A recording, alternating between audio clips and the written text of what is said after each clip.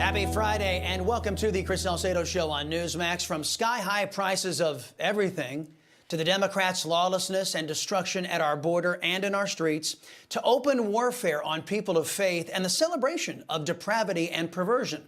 America under Democrat rule is a dark and dreary place. But so long as one of us yearns to breathe free, as long as one of us has that fire to preserve this last best hope of mankind on earth, and as long as that light prevails, darkness can never fully reign. Resistance grows to Democrats' tyranny. We detail the real awakening in tonight's Preamble. In the People's Republic of California, a leftist Latino is under fire for his hypocrisy today. Los Angeles City Council member Hugo Soto Martinez, a well-known cop hater. He has called for the defunding and the abolition of law enforcement, the protectors of our people.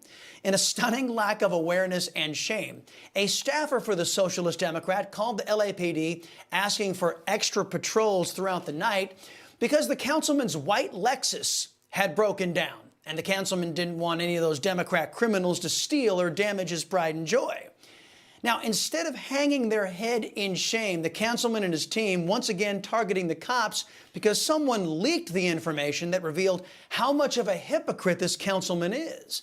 In other words, the Democrat wants to punish honest people for telling the truth about him. Sound familiar?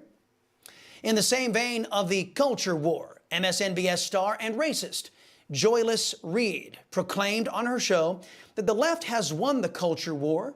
She used the Grammy Awards that featured a devil-worshipping performance and woke nonsense from beginning to end as evidence. But as we examined what the race baiter had to say, was she correct? This year's devil-worshipping Grammys was watched by 12.4 million viewers.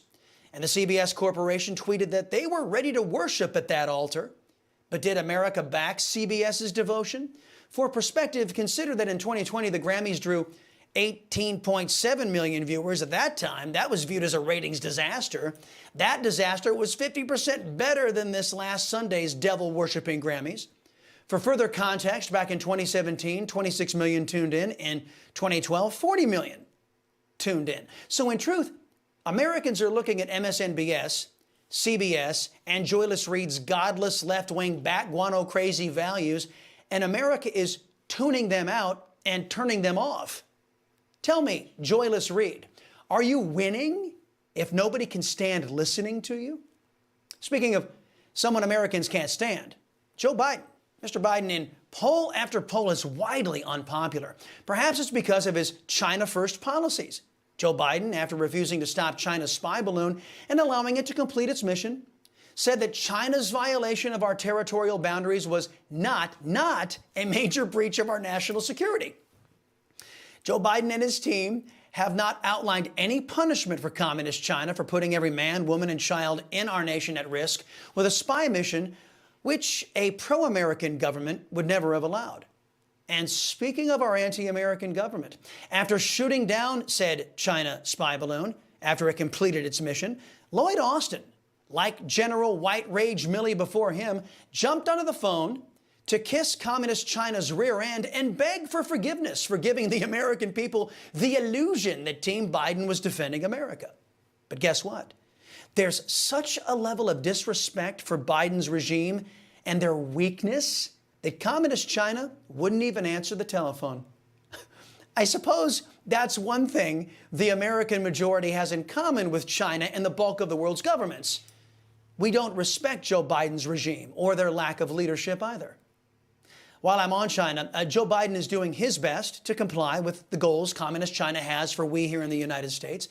Not only is he keeping the U.S. border open so that China's fentanyl can continue to kill our people, but according to a new report, traffic from Chinese nationals at the border is up 800%.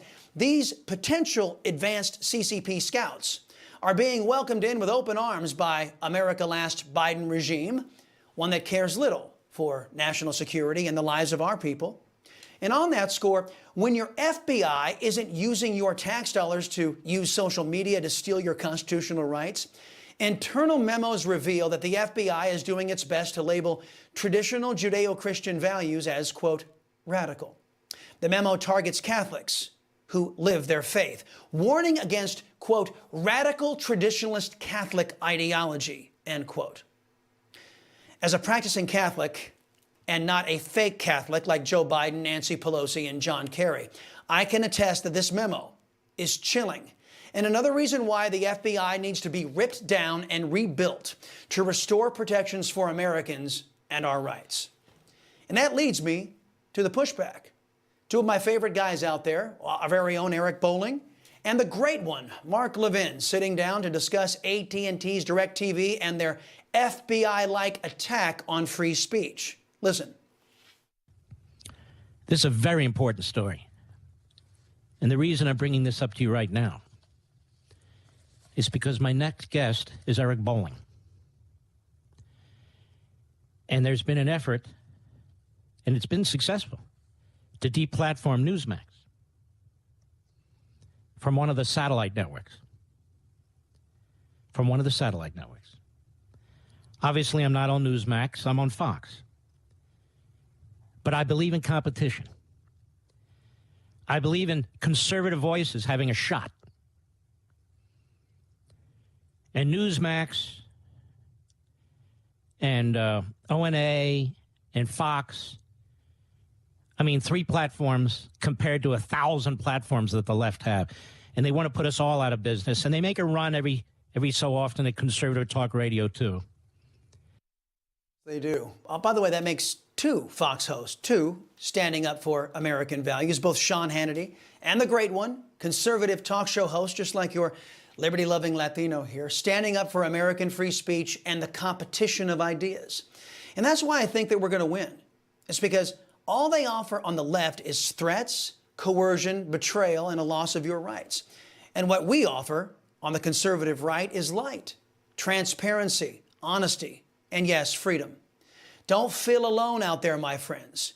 We have always and still outnumber them.